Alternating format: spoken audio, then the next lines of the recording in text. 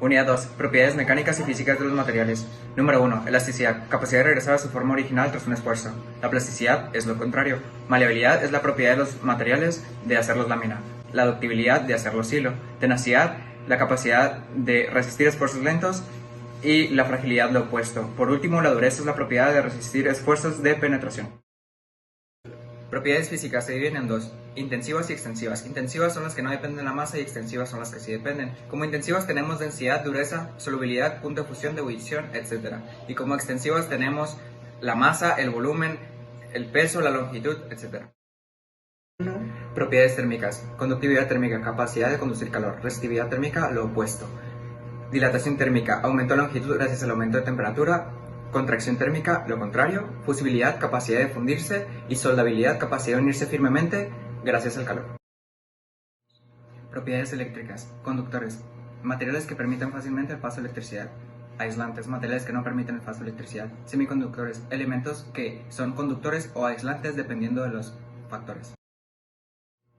Propiedades magnéticas, diamagnetismo, es la propiedad de los materiales de repeler campos magnéticos. Paramagnéticos, materiales que se ven levemente atraídos por campos magnéticos, pero no retienen propiedades magnéticas cuando se elimina el campo externo. Ferromagnéticos, propiedad de verse fuertemente atraído a los campos magnéticos debido a su ordenamiento en los espines de los electrones. Materiales metálicos no ferrosos. ¿Qué es una aleación no ferrosa? Mezcla de metales que no contienen hierro. Su estructura se compone por cúbicas centradas en las caras, cúbicas centradas en el cuerpo y hexagonales. Tipos de aleaciones. Tenemos aleaciones intersticiales en donde los átomos de soluto se colocan en los espacios intersticiales de los metales, y aleaciones sustitucionales en donde los átomos de menor proporción o metal soluto ocupan el lugar de algunos de los átomos de elementos de mayor proporción o metal solvente. En el diagrama de fase de tipo 1, en el ejemplo del punto A representa una aleación de 60% de peso de níquel y 40% de peso de cobre, a una temperatura de 1100 grados. Al estar situado en una región monofásica o de una sola fase, en este punto tendremos únicamente la fase A. En el punto B, sin embargo, se sitúa dentro de una sola de A más L, existiendo en dicha aleación fase A y fase líquida para una temperatura de unos 1250 grados, a 35% en peso de níquel y 65% en peso de cobre. Como podemos ver, allí se encuentra una aleación, se le conoce como bifásica. En el punto B, cuando ya es una región bifásica, tenemos que operar la regla de la palanca, en donde se dice que si se encuentra en una región bifásica, se tiene que seguir una serie de pasos para llegar a concluir en cuánto porcentaje se encuentra en líquido y en cuánto porcentaje se encuentra en sólido. Como primer paso, como lo pueden ver en la gráfica, es necesario emplear líneas horizontales para la temperatura dada, llamadas isotermas o líneas de reparto, en donde se tiene que situar una línea entre los puntos de intersección. Posterior a eso, utilizamos las siguientes fórmulas para saber en qué porcentaje de cada fase se encuentra. La aleación se encuentra a 0.73% en fase líquida y 0.27% en fase sólida.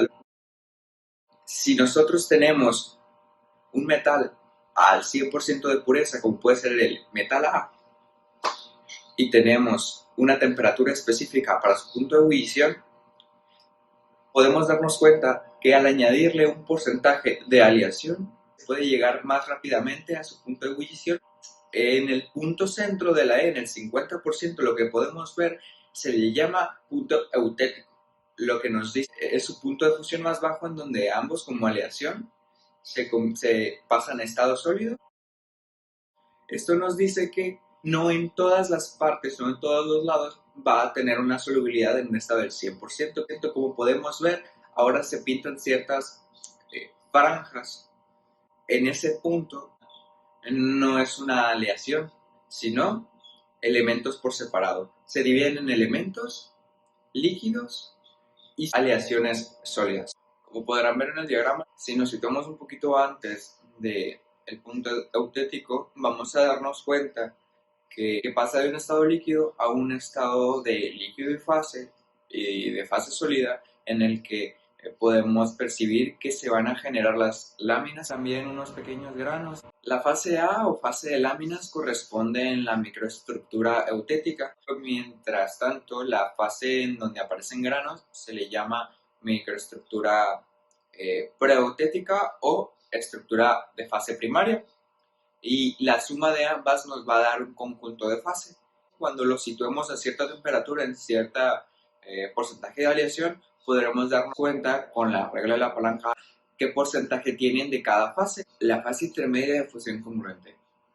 Esto, como pueden ver en el diagrama, nos dice que a ciertas estructuras en ciertos puntos podemos pasar de un estado líquido directamente a un estado sólido. Estos son llamados puntos de fusión congruente. Y en su contraparte encontramos los puntos de equivalencia, en los que un arreglo debería de pasar de estado sólido a líquido, pero no es así, pasa a un arreglo de fases. Como transformaciones inmediatas tenemos la transformación autética, la transformación eutectoide, transformación peritéctica y la transformación pertectoide. Y en este diagrama podemos encontrar todos juntos. Quiero hablarles un poquito de las propiedades con las que podemos analizar estos materiales. Como tenemos el latón, que es una aleación de cobre y zinc, la cual presenta un color de semejanza al oro, el cual el latón resulta bastante flexible y tiene suma resistencia de corrosión, por esto es útil. Tenemos el bronce, una aleación de cobre con estaño, comúnmente con un mínimo de 75% de cobre y pues el resto, el 25%, es de estaño. De lo contrario, este es un material muy frágil, como ya antes hemos explicado qué es. El estaño es un caso le proporciona resistencia y dureza al cobre. El cuproníquel es una aleación, como ya lo hemos analizado, está compuesta de cobre y níquel. Esto es un metal pesado no ferroso, como todos los que hemos visto, que resulta incapaz de corroerse en el agua de mar, esto gracias a su potencial de electrodos. Con esto doy por finalizada la exposición de unidad 2 y unidad 3.